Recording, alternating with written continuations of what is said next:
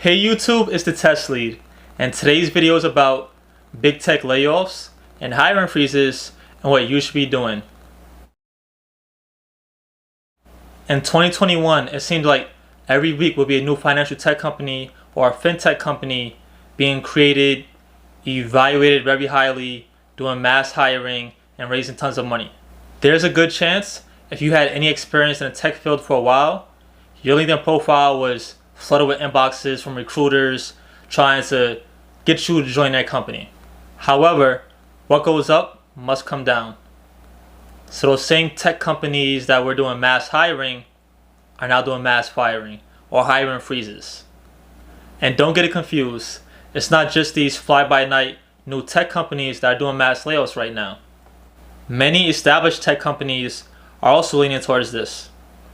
Tech giants Netflix, Meta, formerly known as Facebook, and Salesforce are examples of this, recently announcing hiring freezes and layoffs to cut costs and prepare for higher interest rates. And it's not just those companies. Other companies include Tesla, that's cutting about 10% of its staff, BlockFi is cutting about 20% of its staff, Coinbase is laying off 18% of its staff, Redfin is laying off about 470 employees, and Unity has laid off already 4%. Now, not every company is doing mass layoffs, but a lot of companies have slowed down the mass hiring. Some of those companies include Nvidia, Microsoft, Snapchat, Lyft, Twitter, and Spotify. So now I know what you're thinking. What does all of this information mean to you? Are tech jobs no longer safe? Should you be switching fields? Should you be begging your current employers to please keep you? All of those answers you have to answer yourself. But this video will talk about a few ways to get a new job or keep your current job in the tech field. First off, take courses and build your skills. Maybe your current job only allows you to do manual testing, but you want to break into automation testing. There are tons of free resources as well as cheap resources readily available for you to expand your skill set. Use things such as Udemy, Skillshare, YouTube, what you're watching right now. Tons of resources. You have to put the time in. Just think, investing as little as 30 minutes to an hour a day can have you with a new skill set in a couple of months. And think about it, you spend 30 minutes to an hour a day just browsing social media. You have all 5 minutes here and 5 minutes there. So trade that time into learning a new skill. This also helps you stay up to date with everything going on in your field. Maybe what was new and hot 5 years ago when you first joined the field has drastically changed. Staying current and up to date can help you a lot. The more skills that you have, the more valuable you are to a company. The more valuable you are to a company, the harder it is to justify getting rid of you. Also, the more valuable skills you have, the easier it is to find a job if something unfortunate was to happen. The next thing that you can do is ask for more responsibilities at your current job. Just think for a second. Let's say you and your coworker have the exact same responsibilities at your current job. When it comes time to lay someone off, it's a toss of a coin who they choose. But now let's change that and give you more responsibilities. Once again, you become more valuable and harder to replace. Now you have 5 responsibilities where Jack only has 4. It's easier to replace Jack because he only has 4 responsibilities compared to your 5. Another benefit of having more responsibilities at the workplace is gathering a more real-world experience with each new responsibility, which becomes part of a talking point on your resume. If you are trying to switch jobs, the more responsibilities that you can discuss in an interview, the better.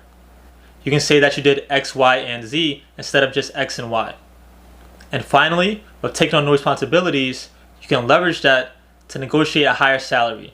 You can say, I can justify my salary raise because I'm also doing jobs X and Y and not just Z. So that's why there are many benefits right now to take on a few extra responsibilities. It's not going to kill you. If it is too much of a workload, communicate that to your team leads. After that, update your resume/LinkedIn. You should have all the buzzwords on your LinkedIn profile related to your current field. If you're in QA, make sure QA is somewhere on your profile. If you're a tester, make sure testing is somewhere on your profile.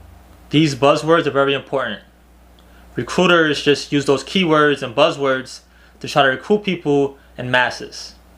And you might be thinking, if I have a job already, why should I be updating my LinkedIn profile still? If you worked at a company for 5 years and worked on 5 different projects throughout your stay, it would be pretty hard to remember everything you did in your first project when you're looking back at it in year 5. However, if you document all your projects and tasks throughout the process every year, all the information will be there for you to use as talking points later on. Next up, network. I'm not telling you to go out of your way with business cards and stuff like that. Just the places you frequent, be a little sociable. Let's say every day you say good morning to Jake from accounting.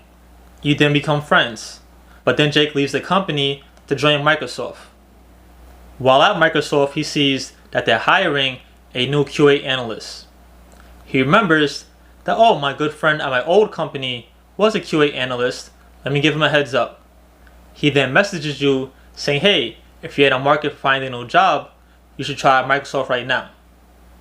He can then be the link to connect the opportunity for you. Or if you need a recommendation. Many jobs ask for references and letters of recommendation.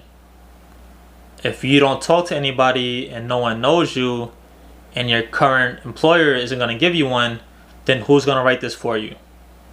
If you genuinely have been building a connection with coworkers, it will be easier to ask these people to help you out with this. And finally, just relax. Your current job may not be your dream job. You may wake up tomorrow morning, sign onto your computer, and see you're being fired via Zoom call, which has happened this year. That is okay. The world will not end for you. You should not be worrying every minute of the day, thinking, is my job safe? What am I going to do next? That's not healthy for you. If it happens, it happens. Just identify a game plan and maybe start planning now, so if it does happen, you can move forward appropriately. And that's it. Thank you for watching. If you found this video helpful at all, please like, share, and subscribe. If you want another video just like this, please click here.